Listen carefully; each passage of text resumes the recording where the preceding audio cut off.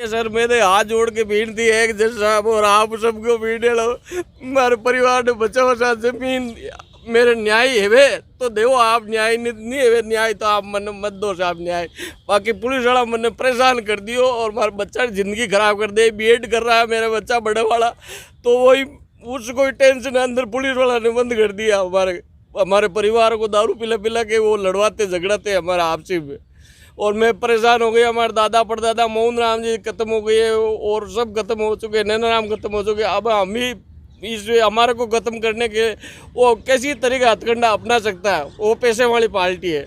आप देख रहे हैं न्यूज़ ऑफ इंडिया 2। सबसे पहले मैं आज तमाम हिंदुस्तान का शुक्रिया अदा करना चाहूँगा कि अब से 5 महीने पहले हमने मेड़ता सिटी के अंदर एक न्यूज़ चलाई थी, जिस न्यूज़ के माध्यम से कहीं ना कहीं प्रशासनिक और राजनीतिक इस तरह से उठकर बहुत ध्यान दिया गया उस मैटर पर, जिसके अंदर कि 44 बीघे ज़मीन पिछले 40 साल से दबंग लोगों द्वारा दबाई गई हुई थी इन गरीब लोगों की। लेकिन आज ये वही दलित गरीब लोग अपना, क्योंकि भरण पोषण की ज़मीन इनको इंदिरा गांधी जी द्वारा मिली गई थी, जैसे कि हम अपने अभी आने वाले समय में आपको दिखाएंगे। इसकी इन तमाम चीज़ों को, इन तथ्यों को खुलने के लिए, इनके सामने आने के लिए हमारे साथ जुड़ रहे हैं। आपको बता दें कि सबसे पहले साहिल साहब, जो कि वरिष्ठ पत्रकार हैं, दिल्ली के और अन्य राज्यों के अंदर उन्होंने 28 साल से पत्रकारिता करते हैं।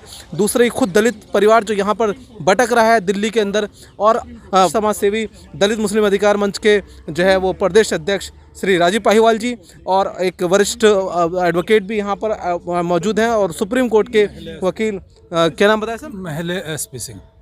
लेकिन ये किसान पिछले 40 साल से भटक रहे हैं, कांग्रेस शासित प्रदेश है। आखिर वो मेरा सवाल जा रहा है कि क्या पत्रकारों को भी बढ़ जाना चाहिए?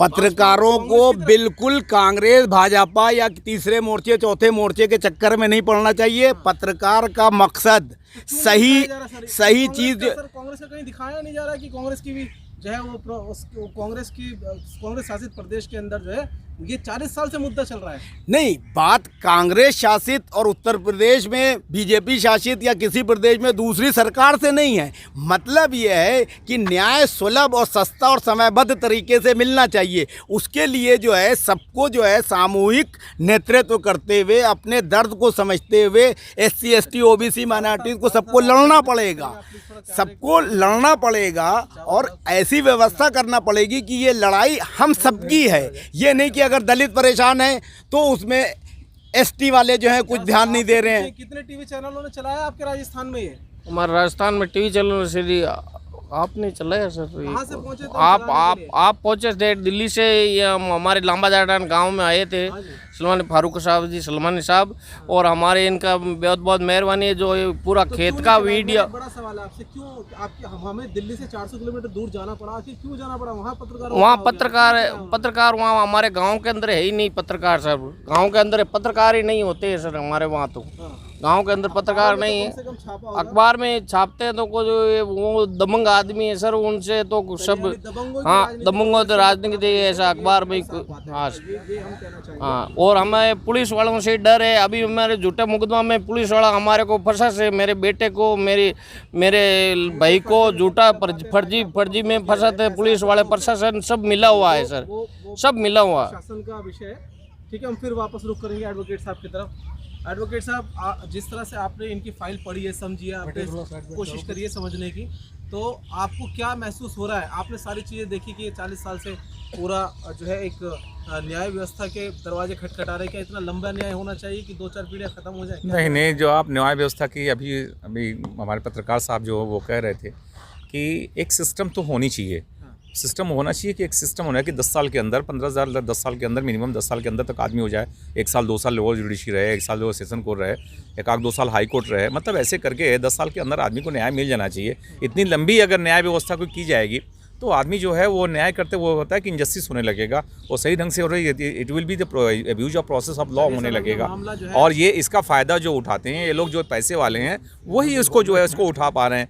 ठीक है ना, वो इसका फ़ायदा उठा। कुछ कहना चाहते हैं जी, बताएं। Honorable Supreme Court has every power under Article 142 to make complete justice. Supreme court को सारी पावर्स हैं अनुच्छेद 142 में कॉन्स्टिट्यूशन के पूर्ण इंसाफ करने के लिए। तो सुप्रीम कोर्ट सब कुछ कर सकता है इस मामले में भी और किसी भी मामले में। यही मेरा। क्यों आपको आना पड़ा उत्तर प्रदेश से चल के सुप्रीम कोर्ट में इनकी आवाज़ पर? हमारा ऐसा मानना है कि आज हम देश की सर्वोच्च अदालत के समक्ष आए हैं क्योंकि जिस प्रकार हमारे जो विद्वान अधिवक्ता सुप्रीम कोर्ट से यहाँ उपस्थित हैं, हमारे बहुत ही विद्वान जर्नलिस्ट और पत्रकार साथी और आप सब लोग उपस्थित हैं, हम अपनी आवाज़ को, दलितों, पिछड़ों और गरीबों की आवाज़ को जो देश की सर्वोच्च अदालत है उनके समक्ष ये पहुंचाना चाहते हैं, बहुत ही करबद्ध निवेदन करना चाहते हैं। जिस प्रकार बहुत ही विद्वान अधिवक्ता हमारे सज्जाद हुसैन साहब ने अभी एक किया है और हमारे विद्वान अधिवक्ता साहब ने ये बात कही है कि जो हमारे देश की सर्वोच्च अदालत है, उनके पास न्यायालय है, उनके पास अधिकार है, वो कर सकते हैं। तो उसी क्रम में हम ये निवेदन करना चाहते हैं सुप्रीम कोर्ट से कि आप ऐसी व्यवस्था कर दें कि गरीबों को, पिछड़ों को, जो बेचारे वंचित लोग हैं, चाहे वो किसी भी धर्म, समाज, संप्रदाय, जाति से हैं, जिनके पास पैसा नहीं है इस लड़ाई को लड़ने के लिए, मैक्सिमम 10 या 12 साल ऐसी हो जाए वो उनको न्याय मिल जाए। ऐसा ना हो, ऐसा कब तक चलेगा? अभी हमारे पत्रकार साथी ने बताया कि देश, हम 75 साल से ज़्यादा हम लोग आज़ाद हुए हमको हो चुकी है। आखिरकार आज़ादी की और इस न्याय की लड़ाई हमारी कितनी लंबी चलेगी? न्याय मिलना चाहिए, इंसाफ मिलना चाहिए। आज भी अभी आपने जिक्र किया था कि राजस्थान में कांग्रेस की सरकार है, तो मैं इस क्रम में कहना चाहता हूँ, ये जो सरकारें होती हैं, इन सरकारों में हमेशा संरक्षण दबंगों को होता है और ये दबंग लोग किसी भी सरकार को, सरकार कोई भी हो, किसी भी सरकार में अपना प्रभुत्व जमा लेते हैं, धन संपत्ति से, अपने पावर से जमा लेते हैं और उसका शोषण कहीं ना कहीं गरीबों को, पिछड़ों को, दलितों को, अल्पसंख्यकों को, उनको होता है। सर, सरकार का मैंने सिर्फ कल के वजह से नाम लिया कि कल कहीं ना कहीं कांग्रेस का समर्थन दिखाई दे रहा था, लेकिन कांग्रेस के ये अपने आप में एक अचरज की बात है कि कांग्रेस राज्य की सरकार के आज यहाँ दिल्ली सुप्रीम कोर्ट नहीं, हम तो निवेदन करना चाहते हैं कि कांग्रेस की सरकार है, अपने आप को दलितों की, पिछड़ों की, गरीबों की, अल्पसंख्यकों की पार्टी कहती है, तो आखिरकार क्यों कांग्रेस की सरकार में गरीबों का दमन हो रहा है, पिछड़ों का दमन हो रहा है? आखिरकार क्यों हो रहा है? क्या सिर्फ ये सब जो दलित मोह और पिछड़ों का मोह, अल्पसंख्यकों का मोह, ये केवल दिखावा है? आखिरकार क्यों? धरातल आपके सामने है, 48 साल से वो न्याय की लड़ाई लड़ रहे हैं। हम तो आपसे भी निवेदन करना चाहते हैं। सही बात है, सरकार कोई भी हो, शोषण किसी भी गरीब दलित का नहीं होना चाहिए, चाहे वो दलित हो, स्वर्ण हो, किसी भी गरीब आदमी को शोषण नहीं होना चाहिए,